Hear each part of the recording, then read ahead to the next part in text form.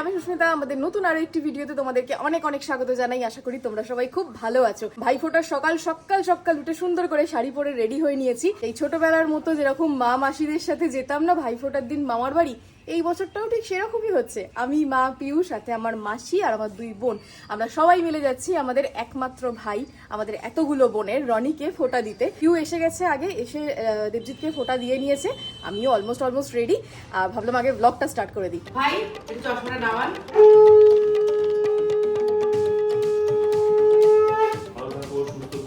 তাড়াতাড়ি বিয়ে করে চলে যাও, ভালো বর পাও।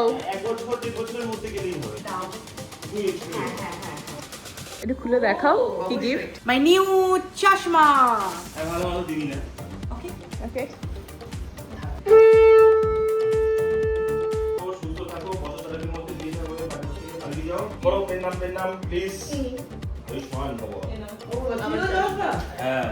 ওহো, ও মানে দুজনের থেকে পুরো গুছিয়ে আজকে নিয়েছে এবারে। আমার জিমের হেডফোন। এই এসে গেছে। আমরা কতদিন বাদে যাচ্ছি আমার বাড়ি এইভাবে? 18 সালে লাস্ট গিয়েছিলাম। আজকে আর বাড়িতে কাকচিল বসবে না, শুধু গলার আওয়াজ, মানে কোনো কেউ কারোর কথা শুনতে পাবে না, শুধু কাই কাই কাই কাই করে চেঁচাচ্ছে, সেই আওয়াজ শুনতে পাওয়া যাবে। হ্যাঁ দেখবো বয়েজের ওখানে দেখবো হয়ে রয়েছে। ঢুকতে 12টা বেজে গেল। যাই, মানুষের থেকে ব্যাগের সংখ্যা বেশি। এই যে এখানে আছে, গলাগুলিটা ভালো করে করো।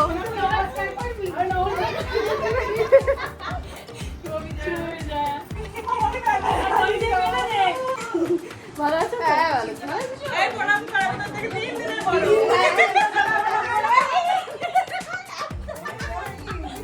শুভ বিজয়া। সব মিষ্টি গোছানো চলছে।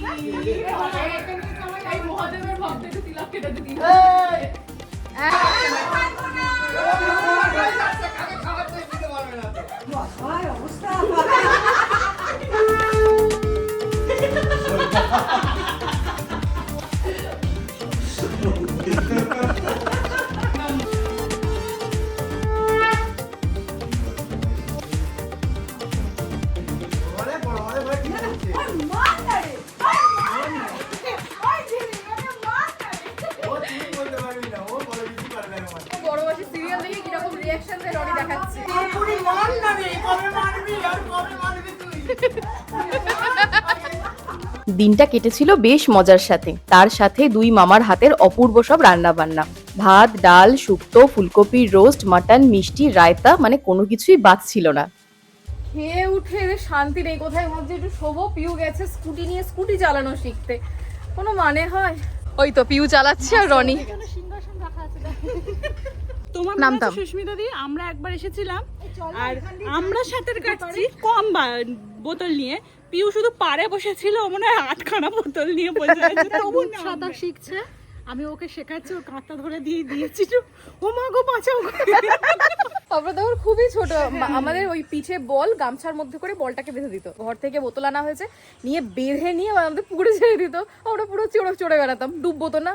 আমরা ঠিক এই ঘাটে অনেকগুলো শান আছে, আমরা নামতাম ঠিক ওইটা দিয়ে, কারণ ওটা সব থেকে সেফ। স্লিপটা দেখে আসি। হ্যাঁ, কি অবস্থা হয়। যে স্লিপে আমরা চড়ে আমাদের অর্ধেকের বেশি জামা প্যান্ট ছিঁড়ে ফেলতাম। আর বাকি স্কিনের কথা তো বললাম না, একদম ন্যাচারাল স্ক্রাব হতো, মানে এমন স্ক্রাব হতো যে ছাল চামড়া উঠে যাবে। এইখানে মামারা জিম করতো, আর এই হচ্ছে সেই বিশ্ববিখ্যাত স্লিপ। আমরা কম জামা কাপড় ছিঁড়েছি এটাতে। উঠিস না, ভেঙে গেছে, কোথায় পড়বি ভেঙে। দুজন করে তারপর এই সামনে দিয়ে উঠতাম। হ্যাঁ, আর সকালবেলা ধরো দুজনে দুদিক দিয়ে এবার কি হতো অনেক সময় হতো কি একজন হয়তো আগে নেমে গেছে একজন পরে নেমেছে ব্যাস ও পুরো এরকম ভাবে নামবে। সকালবেলা হাতে ব্রাশ নিয়ে চলে আসবো স্লিপ চড়তে, এখানে স্লিপ চড়বো, এখানে খেলবো টেলবো, তারপর ব্রাশ করে বাড়ি যাবো। মারিস না, চলে যা। এখানে এলে আমাদের এইসব হারকাত চলতেই থাকে, কোনো ব্যাপারই নয়। কিন্তু আমরা যখন বাড়ি চলে যাই তখন আর আমাদের এগুলো আর আসে না। পুকুরের জলে গিয়ে পাঁচো ভাই, ও ডুবুরির নাম্বারও দেওয়া আছে। ইনস্ট্রাক্টর ছুটে বেড়াচ্ছে, সবাই সবাই জায়গা করে দাও, পুকুরে চলে যাবে, নাহলে এখান থেকে সোজা ওইদিকে চলে যাবে। রনি নতুন গাড়ি কিনেছে, ওর গাড়িতে আমরা এক এক করে সব চড়বো এবার। এই পুকুর ধারে বসে আমরা এখানে গোল টেবিল বৈঠক বসিয়েছি, বেশ ভালো লাগছে।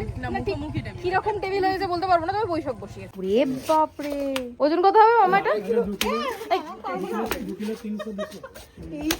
ওরে, এই পুকুর থেকে এই মাছ। হ্যাঁ, কিন্তু চাটা প্রপার দেয় না। সারা দুপুর গল্প টল্প করার পর এখন খাচ্ছি চা। না অতটা না, অল্প করে দাও একটু। চলো এবার বাড়ি যাবো, টাটা। কবে আসছিস? আসবো ডিসেম্বর বা জানুয়ারি। তাড়াতাড়ি। আমরা সব লোড হয়ে গেছি, এবার যাওয়ার পালা। টাটা। ঠিক কই ঘন্টু?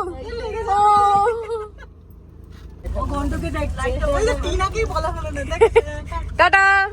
দেখা যাক, যদি পরের বছর আমার সুযোগ হয় তো অবশ্যই সবাই মিলে আসবো। সুযোগের অপেক্ষায় আমরা। হ্যাঁ, আমাদের শুধু এবার সুযোগ হওয়া নিয়ে দরকার, সুযোগ হলেই আমরা এসে যাব।